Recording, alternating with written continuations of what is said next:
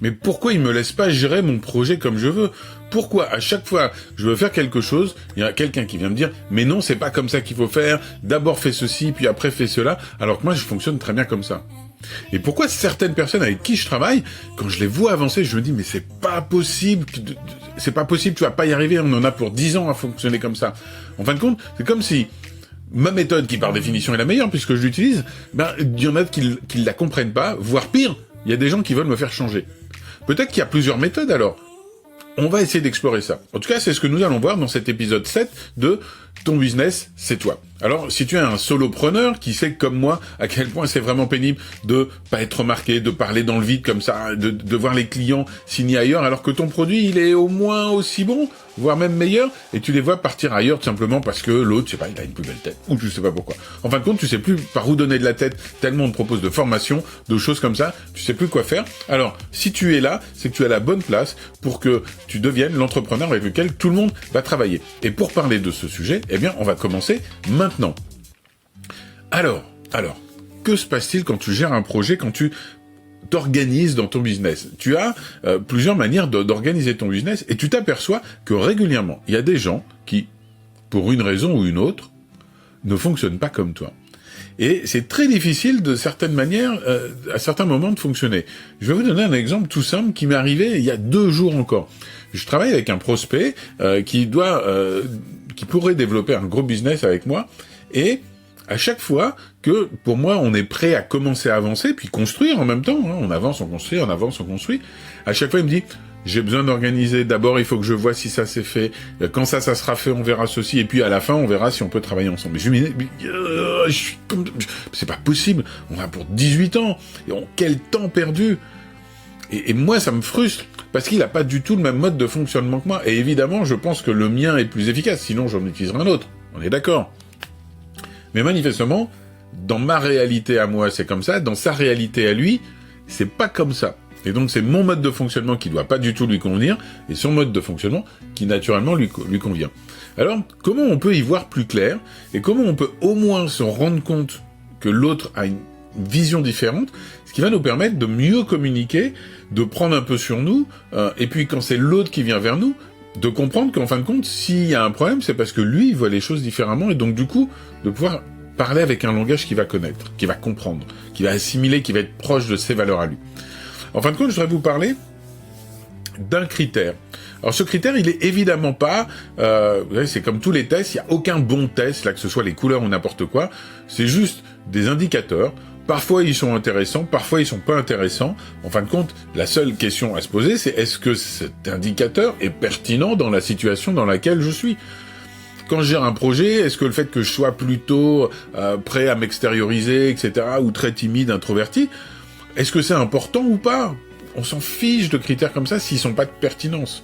Moi, je voudrais vous parler d'un critère qui est pertinent dans ce style de situation, et par moment, peut-être que vous allez le déceler, vous allez dire oui, mais ça n'a pas d'impact, donc vous le jetterez. Et par contre, d'autres fois, vous allez voir que ça peut être un élément fondamental. Et en le comprenant, ça va vous débloquer des situations. Cet élément, c'est la manière dont vous abordez vos projets, comment vous organisez votre futur, vos actions à faire par rapport au temps. Il y a 2 approches. Donc je vais vous prendre 2 approches vraiment. Je vais vous prendre les 2 extrêmes, mais évidemment, hein, ça sera pour caricaturer ces 2 extrêmes, et qu'on soit de ce côté ou de ce côté, dans la vraie vie, c'est un curseur qu'il y a entre ces 2 extrêmes, d'accord ? Vous êtes ici, vous pouvez être là, et une fois de plus, il se peut très bien que dans votre travail, vous soyez ici, et par contre, quand vous gérez vos projets personnels, vous êtes là, d'accord ? Une fois de plus, les critères ne sont ni vrais ni faux, c'est juste une sorte d'instantané du moment. Est-ce que c'est pertinent ? Je l'utilise, si c'est pas pertinent, je m'en fiche. Donc, c'est quoi ces 2 échelles ? Comment je gère mon projet par rapport au temps ? Je dirais qu'il y a une première approche où je gère mon projet en étant ce qu'on appelle dans le temps, sur la ligne du temps. Ça parlera peut-être à certains qui connaissent la programmation neurolinguistique, hein, PNL pour certains. Je suis sur ma ligne de temps, je suis dans le temps. C'est-à-dire que le temps, pour moi, évidemment, c'est une image, c'est une ligne droite Et donc, je fais quelque chose, et une fois que c'est fait, je passe à l'action suivante. Une fois que c'est fait, je passe à l'action suivante. Une fois que c'est fait, je passe à l'action suivante. Une fois que c'est fait, je passe à l'action suivante. Ce sont des gens qui vont vous dire, attends, d'abord on fait ça, et puis quand on aura fini ça, tu me parleras d'autre chose. D'abord, on est là, on est sur l'instant présent, et donc on fait ce qu'on a à faire, on verra après. D'accord ? C'est des gens qui vont toujours vous recentrer sur ce qu'il faut faire, et qui pourront pas, même s'ils vont anticiper dans le sens où ils vont avoir créé les étapes, d'accord ? Mais créer les étapes, c'est une étape. Ma première étape, c'est je crée mes étapes. Mais après, par contre, je fais l'étape 1. Puis quand j'ai pas fini l'étape 1, je fais pas l'étape 2. D'accord ? Donc on est vraiment step by step, comme ça. L'avantage de cette méthode, c'est qu'on peut être très pointu dans un domaine. Mais par contre, comme dirait notre ami Pareto et sa loi des 80-20, on peut passer beaucoup de temps à faire des petits détails. L'opposé, c'est que, en fin de compte, on n'est pas sur notre ligne du temps, on est sur plusieurs lignes de temps. Imaginez un peu qu'il y ait un temps pour votre travail, un temps pour votre passion, etc. Et même dans le travail, il peut y avoir plusieurs sous-catégories. Il peut y avoir un temps quand vous êtes entrepreneur, ce qui est votre cas. Vous pouvez avoir un temps sur la communication, un temps sur la création de vos outils, un temps sur la prospection, un temps sur le suivi client, etc., etc. D'accord ? Si vous êtes dans la ligne du temps, vous allez passer 1 heure à faire ceci, puis 1 heure à faire cela. Vous allez vous dire, là, pendant 10 minutes, on fait de la prospection. Là, pendant 10 minutes, on fait de la communication, etc., etc. Quelqu'un qui est à cheval sur plusieurs lignes de temps, comme ça, qui est à travers le temps, d'une certaine manière, eh bien, en fin de compte, va être plus ce qu'on pourrait appeler une sorte de multitâche. C'est-à-dire qu'il va faire un peu tout à la fois. D'accord ? C'est des gens, ils vont dire, attends, moi je suis pas capable pendant 10 minutes de faire que de la prospection parce que je sais pas ce qui va se passer, si ça se trouve je vais commencer à parler d'autres choses, et puis du coup je vais faire un client, et si vous voulez focaliser sur un truc, ce sont des gens qui vont d'un seul coup partir sur autre chose. Ils vont vous dire, tiens, d'ailleurs ça me fait penser, et ils vont partir sur un autre sujet. Et vous, si vous êtes dans cette situation d'être comme ça, vous allez dire, attends, toi, reviens, on parlait de ça, reviens là-dessus. Et lui, il va vous dire, non, mais attends, oui, non, mais on est toujours là-dessus, mais ça me fait penser, tu sais, en termes de communication, j'ai vu un truc, c'est super intéressant et tout. Non, là, on est sur le truc comme ça. Oui, d'accord, mais nous, on peut faire plusieurs choses à la fois. Et donc, vous avez quelqu'un qui va jongler de l'un à l'autre, qui va, un peu comme, vous savez, avec des assiettes qu'on fait tourner sur des plateaux, et puis on a un autre qui est vraiment plus droit comme ça. Donc vous avez des personnes qui vont aller tout droit, et qui vont faire du step by step. Quand j'ai fait ça, je peux passer à ça. Quand j'ai fait ça, je peux passer à ça. Et il y en a d'autres qui vont avoir plusieurs actions en parallèle, et qui vont être capables de jongler de l'une à l'autre. Est-ce qu'il y en a une qui est meilleure que l'autre ? Non. Est-ce qu'il y en a une qui est pire que l'autre ? Non. Il y en a juste qui sont adaptées à certaines situations, et pas à d'autres situations. On va dire que celle qui est multitâche va être intéressante pour un entrepreneur, dans le sens où il va être capable de faire plusieurs actions en même temps et donc de jongler plus facilement sur les différents aspects. Peut-être qu'il sera moins fin sur chaque aspect, mais il va pouvoir avancer sur un peu tous les plans en même temps.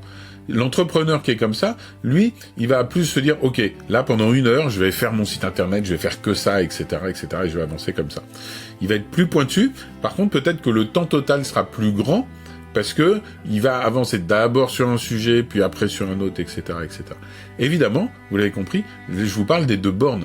On est toujours un peu entre les deux, à savoir que on peut très bien être multitâche, et puis par moment, sur une action particulière, se dire, ok, là, maintenant, il faut que j'arrête, je suis en train d'enregistrer mon épisode 7 du podcast, je peux pas en même temps répondre à mes messages, etc. Donc là, je fais quelque chose où je reviens dans cette ligne toute droite, alors que la plupart du temps, je suis ici. Personnellement, si j'étais dans le curseur, je serais à peu près ici. D'accord ? Si vous me demandez de faire qu'une chose de manière récurrente, j'ai beaucoup de mal. Même pendant les podcasts, je peux me dire, ah tiens, mais Olivier, tu pourrais faire ceci, tu pourrais faire ça. Et je peux me laisser embarquer dans mon esprit sur d'autres choses. Et pire encore, après, pour le montage du podcast, pour l'enregistrement, je peux me dire, celui qui est ici va fonctionner, dire, ok, maintenant j'ai fait ça, maintenant après je vais prendre le son, je vais le travailler comme ça, je vais faire ceci, cela. Moi, je vais me dire, ok, je vais faire le son, mais tiens, mais en même temps, il faut que je relance machin, et puis que je fasse ceci, et donc je vais faire les 2-3 choses en même temps, et je vais jongler de l'un à l'autre. Le problème, c'est quand 2 personnes, une comme ça, travaillent ensemble. Parce qu'évidemment, elles ont pas du tout la même logique. Moi, c'est ce qui se passe avec le prospect dont je vous ai parlé tout à l'heure. Qu'est-ce qui se passe ? Eh bien, lui, il est là, et il est dans son truc. Il me dit, moi, pour avancer, j'ai besoin que cette étape, elle soit finie pour passer à l'étape suivante. Et moi, je lui dis, mais non, mais c'est pas grave si on n'a pas toutes les infos, on peut quand même aller là-dedans, on pourrait travailler ici, du coup, quand ça sera avancé, on aura déjà avancé sur les 3 autres zones. Et ça, c'est quelque chose qu'il a du mal à faire. Alors cet indicateur, je vous invite à le repérer chez vous d'abord, et puis après aller à le repérer chez d'autres.